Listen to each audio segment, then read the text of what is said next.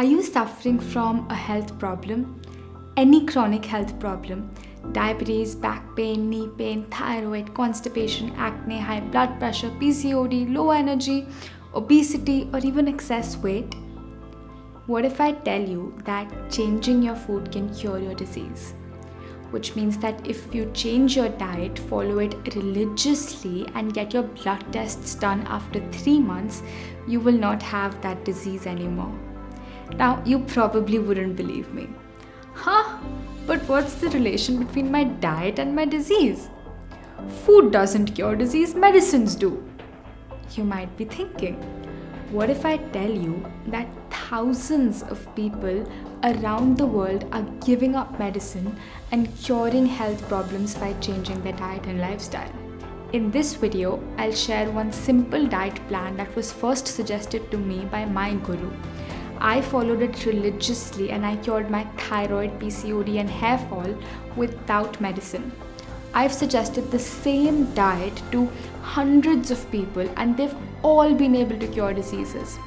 But before I give you this one diet plan and explain you what food to put in your body, you must take out the undigested food from your body. The waste, the toxins sitting inside. Meaning, knowing how to detox is even more important than knowing what to eat. For example, if you accidentally put in diesel in a car that was meant for petrol, it won't work, right? To make it work again, first you need to take out the diesel and then put in the petrol. Same with us. Our body is meant for this. Fresh fruits, vegetables, plants straight from nature. But we accidentally fed it with this. Too many grains, oils, breads, paranthas, soda, snacks, food that's packaged. No wonder our body is not properly working and has all these diseases. So step 1 is to take out the bad stuff, the undigested waste sitting inside. And step 2 is to put in the good stuff, the right food. This video covers only step 2. Make sure that first you watch step 1 by clicking on this box above. In step 1, I share 3 powerful ways to remove toxins from your body. Okay, coming back. I don't want to give you a scripted diet plan and say, hey, this is what you have to eat for breakfast, lunch, dinner. No. First, you must understand some basic principles about natural food. If you want to be truly healthy, you need to look for 4 qualities in your food. Your food should be 4 things. Number 1, it should be living. See, if you bury something in the ground and water it for a few days, it should grow into a plant, right? For example, if you take a lentil seed, bury it in the soil, after a few days, you'll get a sapling. But if you plant any junk like Maggie, let's say, do you think you'll ever get a wheat plant out of it? No, because unlike the lentil, the Maggie doesn't contain any life, it doesn't contain any prana, and therefore it cannot produce more life. It's a dead food. And how can something that's dead bring life to your body? On the other hand, fruits, vegetables, nuts, grains, seeds, sprouts, they're all living foods, and when they enter your body, they bring you life. They extend your age, cure your disease, flush out the toxins sitting inside your body. In the Bhagavad Gita, chapter 17, do you know what Lord Krishna says? He says that food should be eaten within 3 hours of being cooked. Because after 3 hours, it becomes tamasic. It starts to lose the life energy or the prana inside it. That's why in the yogic culture, they don't eat any sabzi or rice or chapati if it has been kept for more than 3 hours. Same with our grandparents. They used to eat everything fresh, right from the stove to the plate. And now what's happening? People store sabzis in the refrigerator for the next 2 to 4 days. They take a little out every day, eat it and then store it back. They're eating stale, basi food. They're inviting cancer into their body. If something is cooked on fire, you have to eat it within 3 hours, maximum 5 hours. Now, tell me one thing. Why only apply this 3-hour rule to sabzi and chapati? What about all this? Can you even imagine how long back these foods were cooked? Forget 3 hours or 3 days. Most of them were cooked maybe even 3 years in advance and have been stored in packets, bottles, cans and boxes after being lathered with synthetic chemicals so that they don't appear to be stale or smell bad. These chemicals might increase the shelf life of these products, but they decrease the shelf life of our own bodies. Actually, if you think about it, these are not food. The products made by a company who wants to make a profit like any other business. They're dead. They have no life energy left inside them. So rule number 1 is to eat living food. Nothing bottled, tinned, packaged, frozen or processed. Nothing man-made in a factory. Eat living foods straight from nature. Fruits, vegetables, sprouts, coconut, juices, grains, nuts and seeds. Instead of munching on biscuits, munch on coconut slices. Instead of popping soda cans, pop coconut waters. Instead of having namkeens, have platters full of fresh fruits or salads. Second, eat food that is wholesome. See, Mother Nature knows best. She does not make mistakes. There's a reason why she hung dates on trees and not sugar. There's a reason why she gives us olives but not olive oil, potatoes but not potato chips. All foods that come directly from plants or trees or from the earth are wholesome. They've not been, subtracted of anything. Nature has done a lot of planning before making every food. She has given each food item a specific ratio of protein, fats, nutrients so that we humans can easily digest and eliminate it. If we fragment it by consuming only a part of it, or by stripping away its outer layer, or by squeezing out only the fats from it, we totally change it from nature's original design. So for example, eat brown rice instead of white rice. Brown rice is wholesome, it's the real deal. When we remove the bran from it, it becomes white rice. The digestive mechanism of the rice lies in this outer bran that we so conveniently just decide to throw out. Eat dates or jaggery instead of sugar. Dates are wholesome, sugar is fragmented. Eat whole coconut instead of coconut oil. Eat the whole olive instead of olive oil. When eating wheat, eat only whole wheat along with the outer layer, or what we call chokar in Hindi. Do not sieve it before making your chapatis. Third, eat food that comes from plants. No meat, fish or eggs. Nature has not designed our body to consume these animals. What should I do? I will create a separate video on this topic in the future. Your next question may be, what about milk and dairy? Look, as a substance, pure cow milk is very good. But the problem is that milk that we're getting today is actually not even milk. What we get in these Tetra packs is a white liquid made of milk powder, urea and dangerous chemicals. Do you know that the World Health Organization has warned the Indian government that milk today has become so contaminated that if we continue drinking it, by 2025, 87% of India will be suffering from serious diseases like cancer. And this was in the Economic Times recently. In the description of this video, I've linked a video showing how detergents like Easy and urea is used in this milk to make it store for longer and to make it thicker. Now, even if you get the purest form of cow milk straight from your farm, straight from your own cow, even then you cannot digest it if you're suffering from a disease or if you want to lose weight. Pure cow milk is very good for athletes or small children whose height is growing, but not for us who spend 8 hours a day in front of a computer screen. We simply cannot digest it because it's a very, very heavy food by nature. One glass of milk is a complete meal on its own. Good news is that there's a substitute which can give you all the same nutrients, protein and calcium. Difference is that your body can actually digest and absorb it. Do you know what it is? It's coconut milk. Coconut is one of the best foods on earth. There's a reason it's called Shrifal in Sanskrit.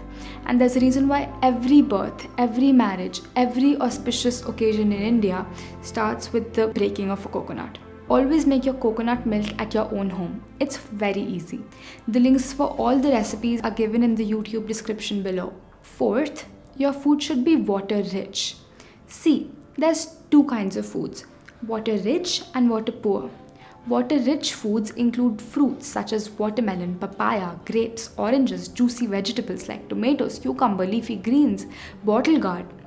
Water-poor foods include grains, rice, wheat, chapati, dal, nuts, seeds, and starchy vegetables like potatoes. See, if you put it in a juicer and a lot of juice comes out of it, then you know that it's water rich. Have you ever put a chapati or rice in the juicer? No, because you know that there's no juice in it. It's a water poor food. Now, 70% of your body is water and 30% is, solid, bones, muscles and mass. So naturally, 70% of your diet should be composed of water-rich food, juices, fruits, vegetables, and 30% of your diet should consist of water-poor food, grains, cereals, nuts and seeds. Funnily enough, most of us eat in the exact opposite ratio. We eat grains thrice a day and as a result we're drying up. So in summary, number 1, eat living foods. Eat foods that come straight from the farm to your kitchen. It should not go to a factory in between. Number 2, eat wholesome food, means original food. Brown rice instead of white rice. Dates or jaggery instead of sugar. Whole coconut and olives instead of their oils. Number 3, eat plant-based food. Strictly no meat, fish or eggs. Instead of animal milk, have coconut milk. Number 4, eat 70% water-rich food. Okay, now let's move on to the diet plan. We suggest having 5 main meals in a day. A morning detox juice, breakfast, lunch, mid-meal and dinner. The timings that I give in this video are those that are generally suitable for most people, but feel free to adjust them according to your routine and your schedule. Let's start with the morning detox juice, which you can have a little after waking up in the morning, let's say 8 a.m. For this, we recommend the juice of a very, very special vegetable. When this vegetable enters your body, it starts to suck in all the toxins. It's like a sponge. And when it exits your body, it carries with it all the accumulated toxins and the garbage sitting inside. It is the best thing you can drink for weight loss and for clearing up your skin. It's light green from the outside and white from the inside. Do you know what it's called? It's called ash guard in English and safed petha in Hindi. Simply cut it, peel off the skin, take out the seeds and juice it. Drink 1 full glass of this juice without adding any lemon or salt. If you want, you can mix it with 50% of coconut water. And don't worry at all, it doesn't taste bad or bitter. It's actually just bland. It has almost no taste.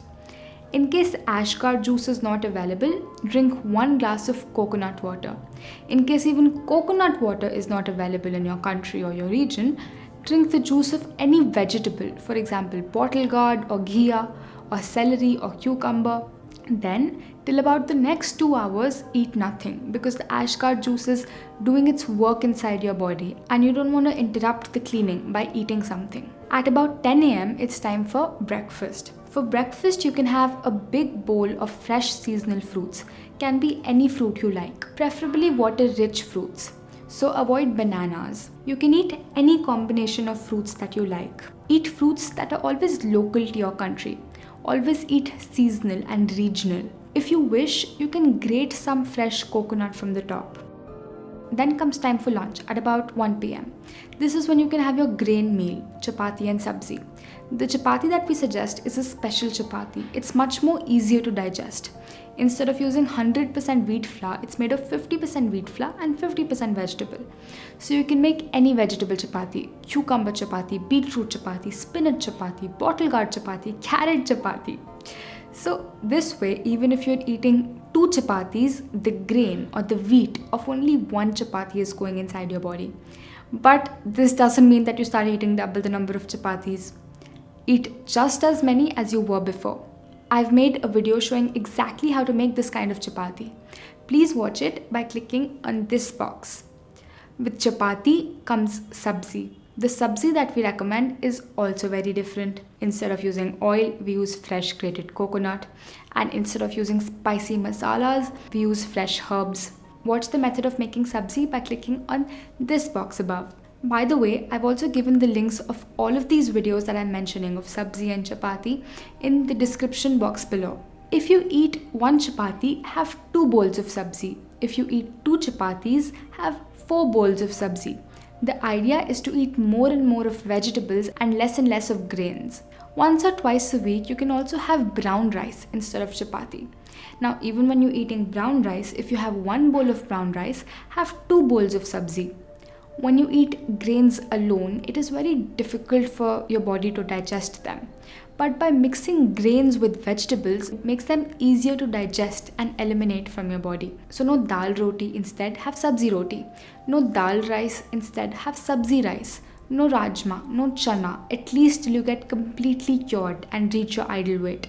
See, it's not like dal, which is lentils, is wrong. It's not like rajma is wrong. It's just that in our modern lifestyles where we spend most of the day sitting down and work out for just 1 hour a day, we cannot digest it. Our grandparents could easily digest it because they didn't have laptops or mobile phones. They used to walk everywhere and they used to work hard in the sun in their farms for 6 to 8 hours a day. So they could afford to eat a lot of grain.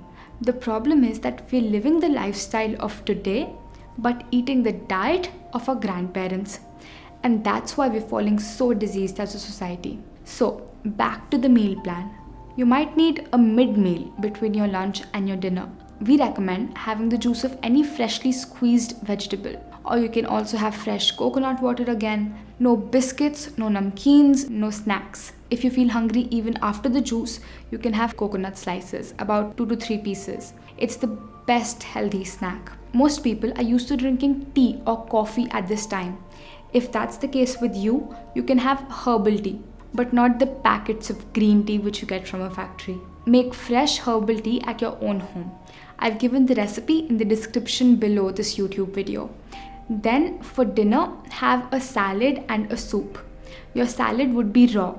Take any fresh seasonal vegetables, chop them up and toss them together with a nut-based homemade dressing. Do not add any grains like chana or rajma or dal to your salad. I've created some amazing salad recipes that are actually healthy. The links for all the recipes and the dressings are given in the YouTube description below. If you wish, you can have a soup with your salad. The soup would be a steamed meal. Make sure that the soup has no dairy, no oil, no grains. You'll feel so light after eating this. And when you see your weight dropping on the weighing machine every morning and your readings in control without medicine, then there's no going back. The idea is to eat grains only once a day, and rest of the day eat 1 fruit meal and 1 salad meal. Your digestion will work wonderfully. If you wish, you can even swap lunch and dinner. You can have a soup and salad for lunch and your grain meal could be dinner. Now, this diet plan is for people who want to lose weight or reverse a health problem. It's also for people who are already fit and want to maintain their weight. But it's not recommended for children and athletes. Children below the age of 16, if they're healthy, and athletes can eat grains 2 to 3 times a day because their bodies are in the growing stage and therefore they're capable of digesting it. Now, let's discuss some frequently asked questions. How much water should I drink? You should drink water only when you feel thirsty, just like how you should eat food only when you feel hungry. No need to forcefully consume 8 to 9 liters of water every day when there is no physical need for it. It puts undue pressure on your kidneys. Next question. For how long should I follow this? Follow it till the time you want to stay healthy and fit and not want to get diseases in your body. See, what I'm giving you here is not a diet plan for weight loss. It's a lifestyle. It's a way of living and eating the way that nature intended. The human body is a precious gift that God has given to us. And day by day, week by week, year by year, time is passing. Every morning we wake up, look at ourselves in the mirror, and we wish we didn't have all that excess weight. We wish we didn't have to start our mornings popping pills or with medicine. I don't want that all your life you just keep wishing. I want you to experience what it feels like to have an optimally functioning human body, to have no disease or disease seed inside you. I want to empower you to be your own doctor. All I'm here for is to connect you back with nature. Goodbye for now, and I'll see you in the next video.